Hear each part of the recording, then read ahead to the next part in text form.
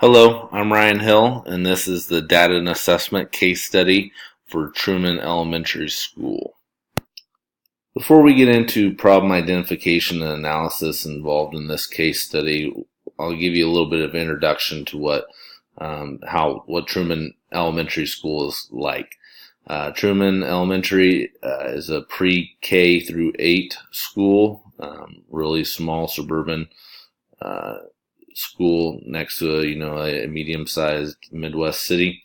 The school has around 700 students, pretty well demographically, pretty well social economic status, well off, low reduced and free lunch, free and reduced lunch numbers, speak primarily English and are primarily white, I imagine. But the main issue is through the assessment period, there has been a trend of declining in reading ability.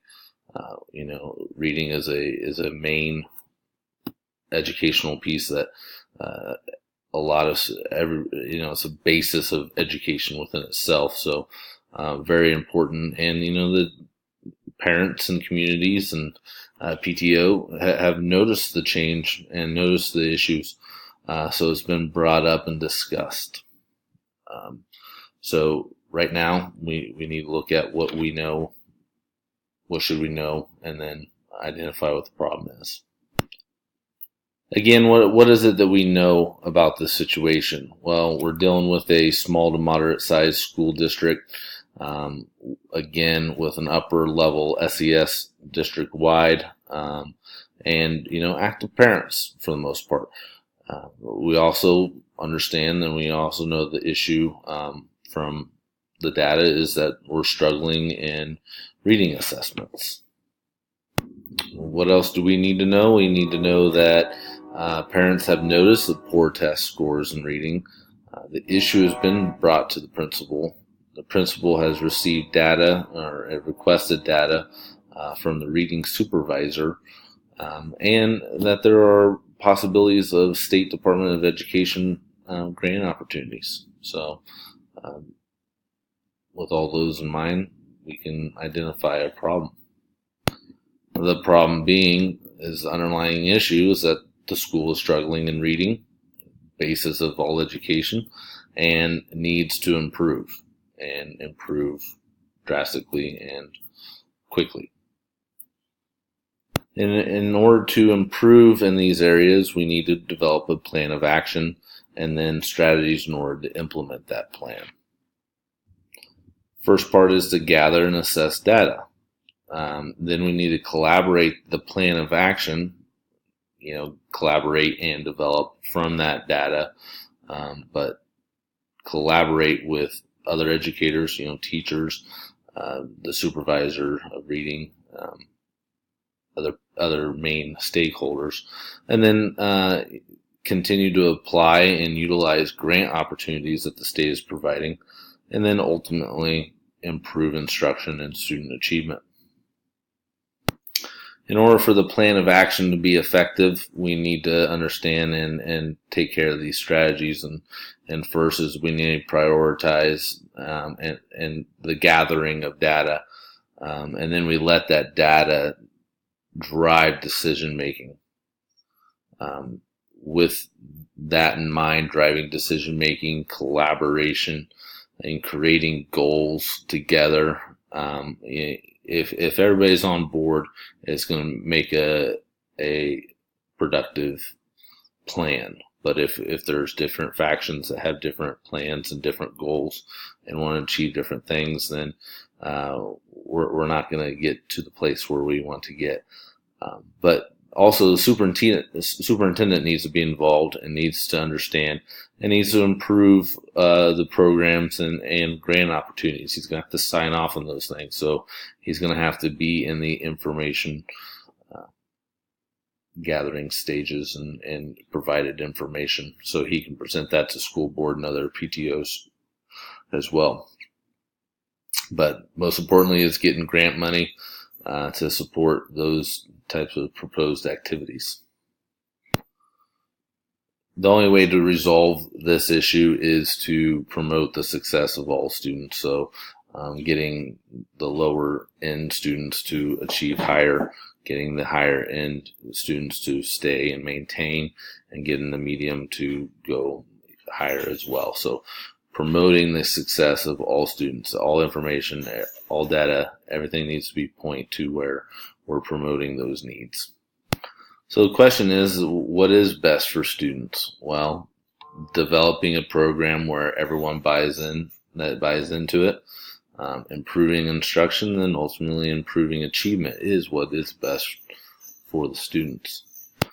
We can see developments of the resolution within the case study where the principal will be involved, and then contacting the reading supervisor and them collecting data and information from teachers, and then looking at ways to finance through grant opportunities. So steps are starting in place. Now we just have to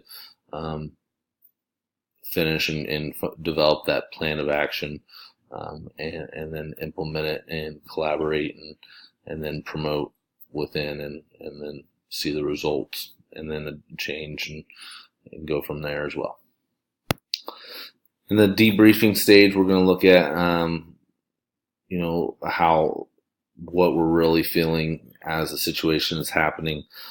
How do we resolve some of those? What are some underlying issues that haven't been addressed but could be possible issues that need to be resolved before total implementation and total success is achieved? So we'll look at that through these next few slides. Initial feeling to this problem is that, hey, we need to fix this issue. Reading should be a priority for every education. That is the first and foremost thing that we need to make sure we're taking care of. And then we're also looking at making sure that we're promoting the successes of what has been going on, but also collaborating and developing ways to improve instruction overall. What are some unresolved issues? Big thing that we need to look at and make sure is that we're promoting parents that are reading to children. I think the promotion of reading at the home level is crucial for any buy-in of student to develop that love of reading, not necessarily just for educational purposes, but as a lifelong habit and an important skill to have. Demonstrations of being an administrator or agent of continuous improvement was that, hey, information was received. It was received a concern from PTO. It wasn't a backlash. It wasn't a thing, but we received that concern and we acted on that information and also data, and collaborated and got with researched how the operation currently is with the reading supervisor. And then ultimately, being an agent of continuous improvement, we, found grant opportunities and ways to fund it outside of using school and the tax base's initial money. So those are ways that we are being reciprocal and mutually beneficial. Data and the presentation of data is always going to be important as we respond to community and community needs and concerns. So, the collection of data is extremely important to see the growth of the students year in, year out, but also, that we're collecting data through the implementation and collaboration of educators that are meeting the concerns, so we understand that we're turning data into information and then applying it. But also, ultimately, the data is also going to need to be used and presented for funding purposes and those grant opportunities. So the collection and then the implementation is going to be important. Understanding the knowledge of policies, laws, and regulations that govern schools is extremely important through the application process of state grants.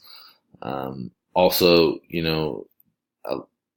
showing being a positive change in teaching and education is really doing the research through the proper channels, understanding what is being utilized and how it's been implemented before just going out and saying, hey, we need to make changes personnel and start firing people, because that could develop even more issues if we haven't done our research and we haven't implemented and instituted some effective changes. So prior to that, ongoing dialogue with decision makers outside of schools and concerning the efforts of teachers, is really involving listening to concerns, collecting the data and information, and then ultimately presenting it to the people that need to know it. And also finding and presenting those funding opportunities is going to be an effective way to influence and improve instruction and ultimate student performance. Again, I'm Ryan Hill. Thank you again for watching and listen to my case study on Truman Elementary School through data and assessments and find the implementation of change. So let's get after it. Thanks.